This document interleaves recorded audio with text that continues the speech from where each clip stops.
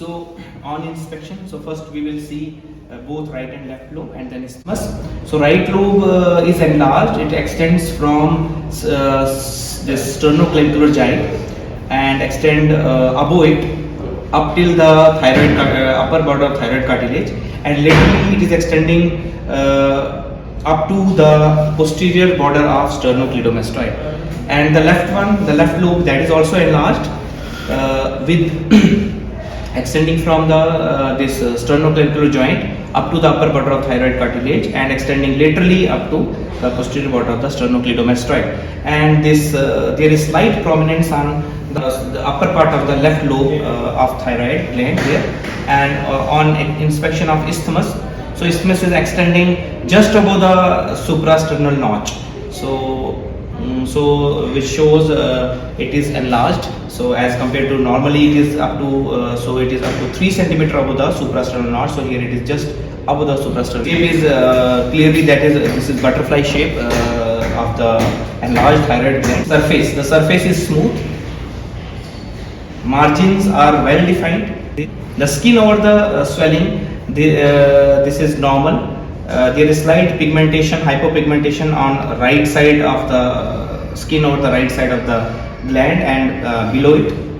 And there are visible veins on both right and left lobe, upper part.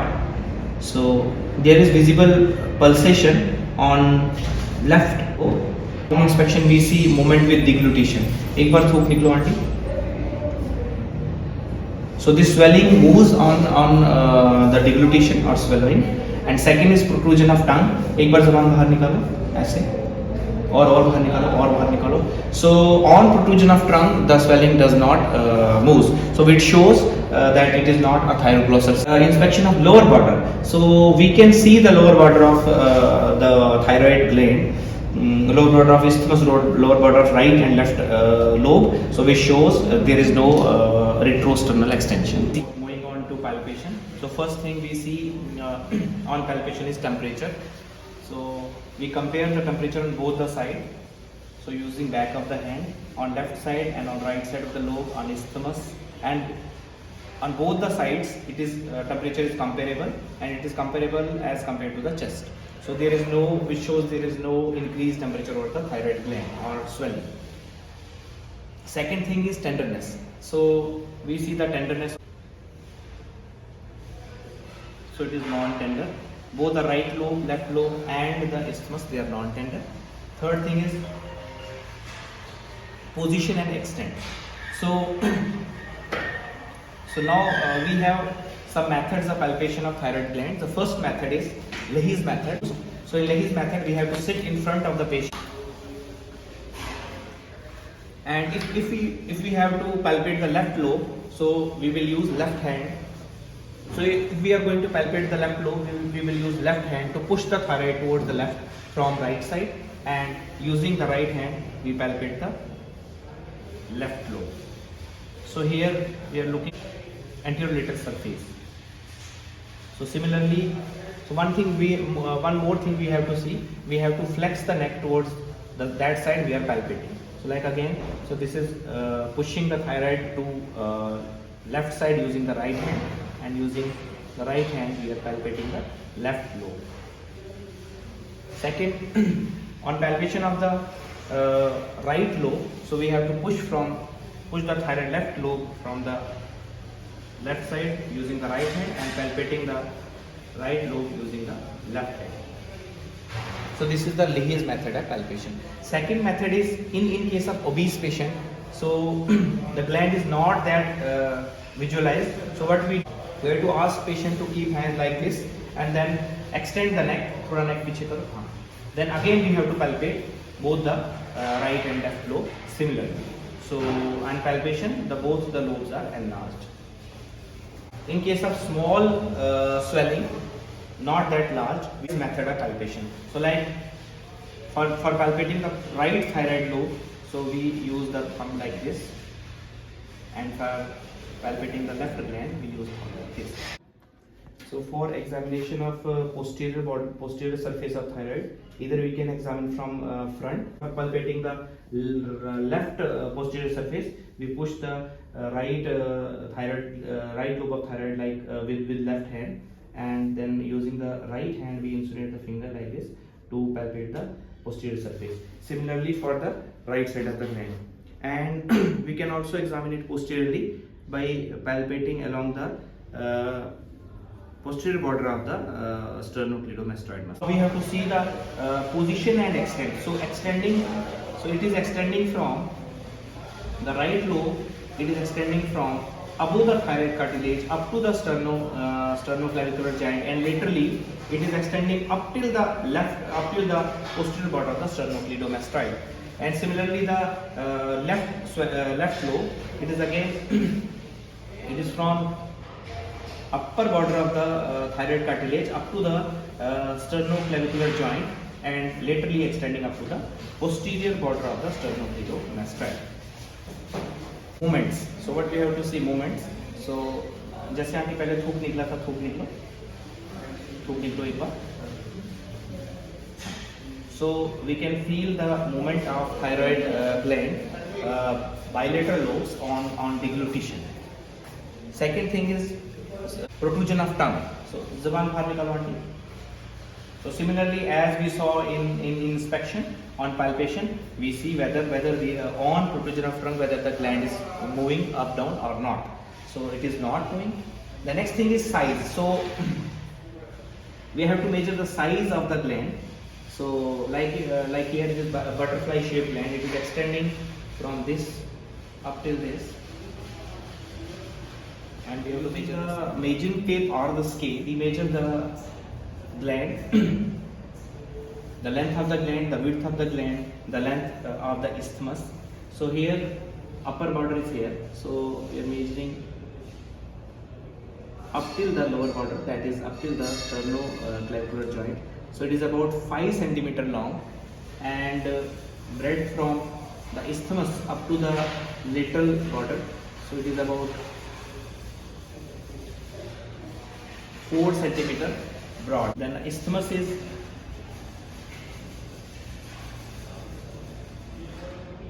about 3.5 centimeters. Then after the size, we measure the neck circumference and the most prominent part of the neck.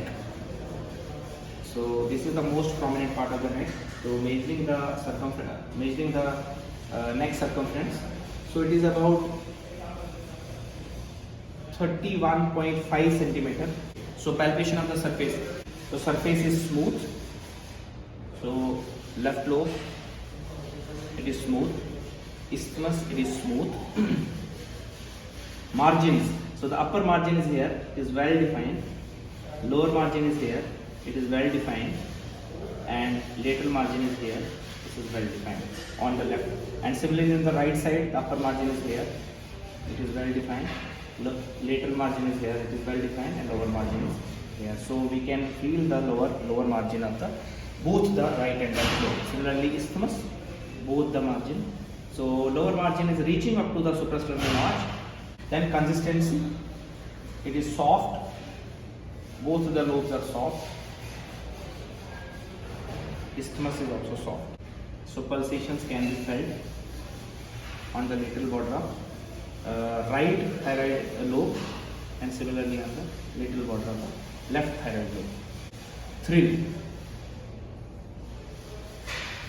So there is no thrill. Next thing is fixity to the skin. The gland is not fixed to skin. We are using this pinch test. So the gland is not fixed to skin on right side, left side, and on the. Then mobility. So the gland as a whole is mobile from left to right, and there is slight mobility. There is slight mobility above down. Then relation to sternocleidomastoid. On right side, it is extending up till the posterior border of the sternocleidomastoid. This is sternocleidomastoid, and this is gland. And here also it is extending up till the posterior border of the sternocleidomastoid. Position of trachea and larynx. So it is centrally placed because both the lobes are evenly enlarged. So, and trachea is also centrally placed. The next thing is we have to see whether there is retrosternal extension of thyroid gland or not.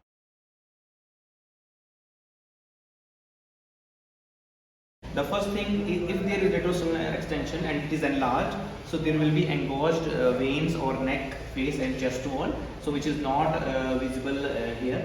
So second thing is the lower margin that we have already explained in inspection and palpation. And the third thing is we do percussion over the manubrium sterni. So on percussion of the manubrium sterni, so if it is dull, so what we can hear, it is not dull. So if the percussion over the manubrium sterni is dull, so it is not similar as compared to it below here. So then we can say that there is retrosternal. The last thing that we have to do, that is Pemberton sign.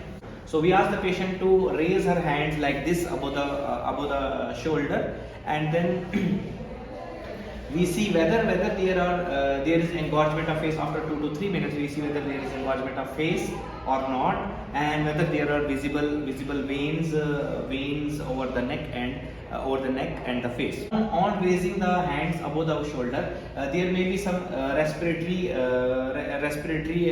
difficulty to the patient. Starting with eye signs, the first is Nafziger method. So to demonstrate whether the patient is having exophthalmos or not, so what we have to do, we ask the patient to look forwards, extend the neck. पीछे करो गर्दन और पीछे. So we have to extend the neck of the patient, and then we see the superior orbital margin. So if we can see the eye globe beyond the superior orbital margin, which proves the patient is having exophthalmos. I'm going to demonstrate the Von Graf sign. So in this, we have to steady the patient's head with one hand and ask the patient to look towards your finger held in front of the eye. So ask the patient to look up and down following your finger. ऊपर देखो, इस ऊपर follow करो. हाँ. So 5 to 6 times quickly.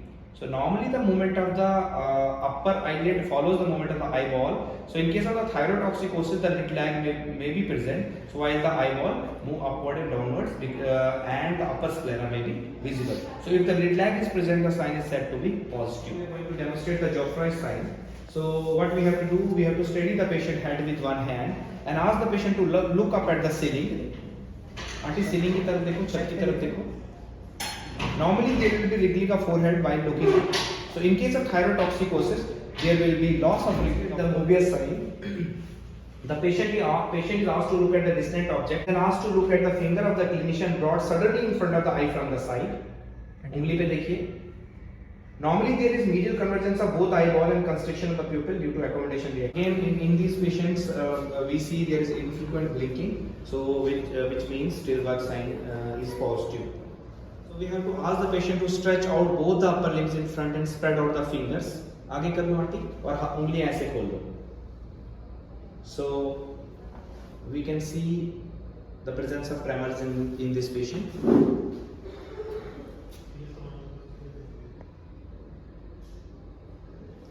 So patient is asked to put out the tongue resting on the lower lip. ऐसे कर लो. Fine tremor may be observed in the tongue also. So in severe cases, whole body may tremor. Aunty कहाँ से हो? अच्छा, कितने साल से कर रहे हो? 10 साल से? 23 साल से? बच्चे हैं आपके? हाँ। आपके साथ रहते हैं? मेरे साथ रहते हैं। कितने बच्चे हैं?